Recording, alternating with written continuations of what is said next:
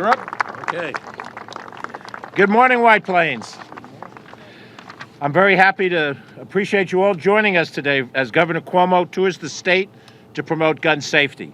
Before we begin, I want to recognize some of the special guests who are with us today. We're joined by our Lieutenant Governor, Kathy Hochul, our District Attorney, Anthony Scarpino, the Chairman of the Westchester County Board of Legislators, White Plains' own Ben Boykin, and County Legislator and Majority Leader of the County Board of Legislators, Catherine Parker, the Mayor of the City of White Plains and father of White Plains High School student, Tom Roach. We have with us Nicole Lesser, who is the co-leader of the New York State Moms Demand Action, and Catherine Showalter, who is co-leader of Westchester Moms Demand Action. We have Shari Maurer, who's leader of the Rockland Moms Demand Action, Chuck Bell, who's Westchester leader of New Yorkers Against Gun Violence, and Erin Fuller, Million Moms March. We thank all of our guests for being with us today to join the governor on this moment. We will hear first this morning from an inspiring young leader in our community, White Plains High School student Kelly Marks. Kelly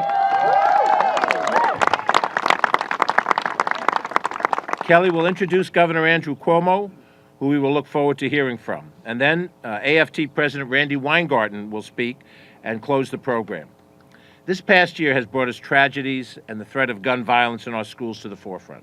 These tragedies at high schools all across the nation have taken lives of our children, and it's brought this nation to tears.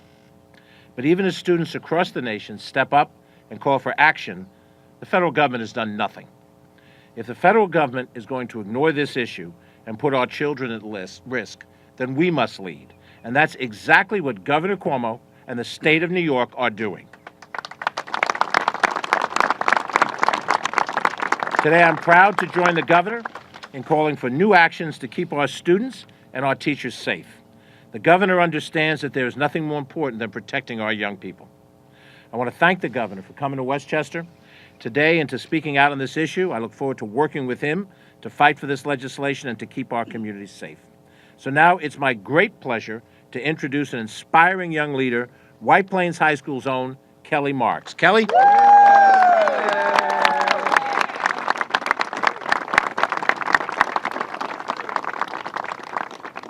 Good morning. My name is Kelly Marks, and I'm a senior at White Plains High School, the student organizer of the Westchester County March for Our Lives, and the president of the New York State Brady Campaign Youth Council. Today, students like me are rising up across the nation and calling for action. We are calling for a bright future for ourselves and for future generations, not a future filled with fear, anxiety, and senseless gun violence. We don't want to wake up every morning questioning if this will be the day we die or if this will be the day that we have to mourn a loss of a loved one. Congress has the power to save lives by enacting common sense legislation regarding gun safety. If Congress fails us, we have the power to vote them out. Fortunately, in New York, we have leadership that is taking action. Thanks to Governor Cuomo, New York has already led the way on gun safety. For example, in the wake of the tragedy at Sandy Hook, New York passed among the toughest gun safety laws in the nation. Today, the governor and others are again leading the way forward by fighting for new legislation that will make our schools and communities even safer. So I want to thank our governor for being a national champion for gun safety and showing us that New York cares about the safety of its students. Please join me in welcoming the 56th governor of New York, Governor Andrew Cuomo. Thank you.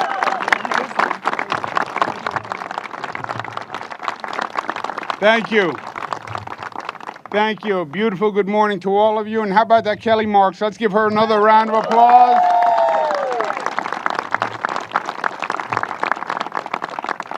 I want to thank the county executive for being here and the lieutenant governor and all the advocates who are here.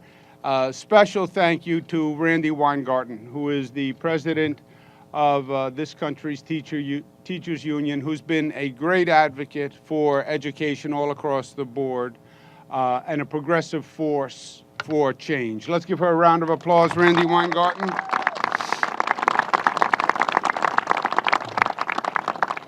You know, we have a beautiful morning, great school system, and there's so many things we should be talking about today. We should be talking about investing in education. We should be talking about new school buildings. We should be talking about our Excelsior Scholarship program that allows people to go to college tuition free.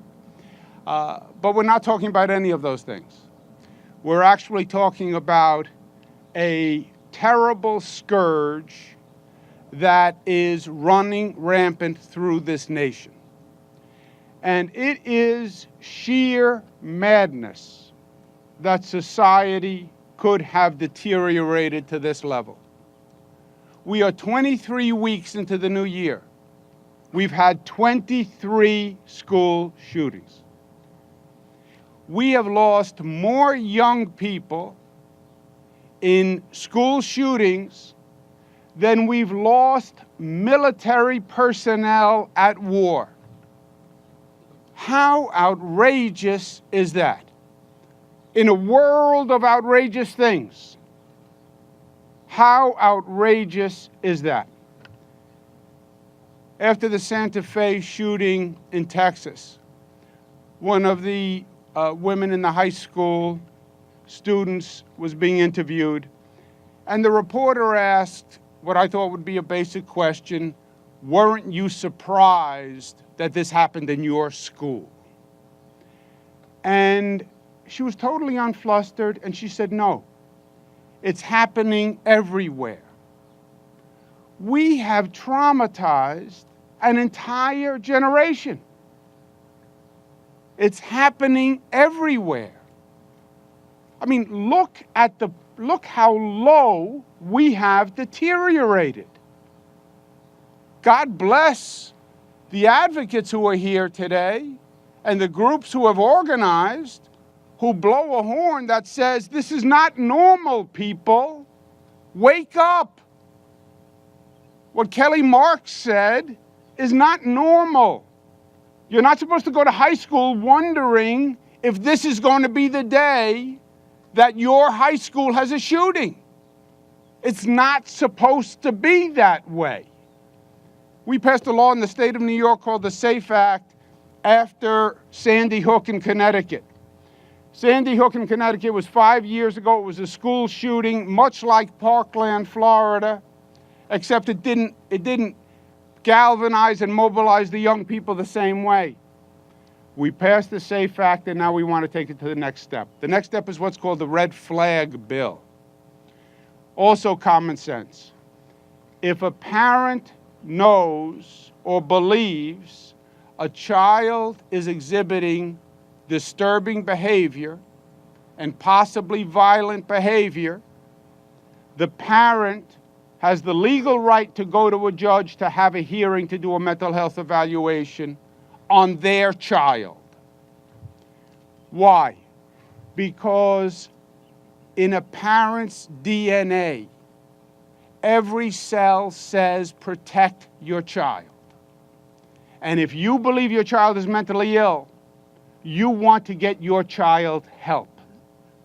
You know the first person who gets killed when a mentally ill young person has access to a gun? That young person. That young person. Either through suicide or getting involved in a dangerous situation where they wind up getting killed. I have 3 young girls. Not so young anymore. If I thought they had a mental health problem and they were dangerous to themselves or others, I would want to do anything I could to protect them. Of course, give me the right to talk to a judge and respect their due process and let the judge do an evaluation. The second part of the red flag bill says if a teacher believes a student is exhibiting dangerous behavior, give the teacher the right to go to a judge and ask for an evaluation. The teacher can do it directly, or the teacher can go to the superintendent, or the teacher can go to the school nurse or the school psychologist, but give them the right to go to a judge to get a mental health evaluation before, God forbid, something happens. Why wouldn't you give the teacher that right?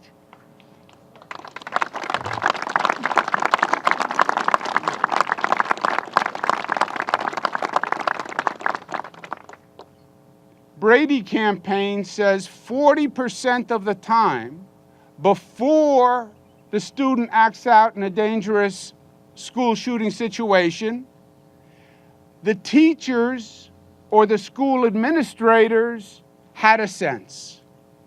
Why? Because that's what teachers do. They know how to read students. They watch the behavior patterns. They talk to other students. They talk to other teachers.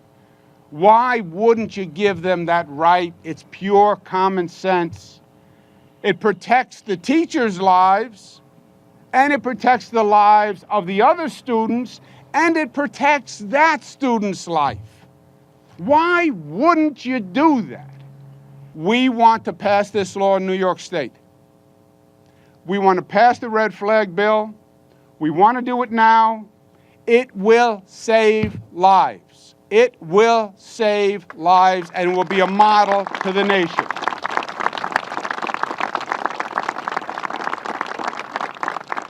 After the shooting in Parkland, because I have the honor to represent the teachers in this school, and Karen McCormick Lyons is the leader of the teachers in this district. And I have the honor to represent the teachers in Broward. And I have been in Broward, and I've spoken to many of the teachers at Stoneman Douglas and the teachers at Westglades Middle School. And I spoke to many of the teachers days after the Parkland tragedy. And do you know what many of them have said? They knew. And they were without a tool to actually help. The reason I stand here proudly with the governor, and I did last week and I do today, is because the governor has come up with a real solution to this gun epidemic. It's not the only solution. We need multifaceted solutions, but this is a real, genuine solution that can actually help save lives. And just like New York has led in the past, New York is leading now.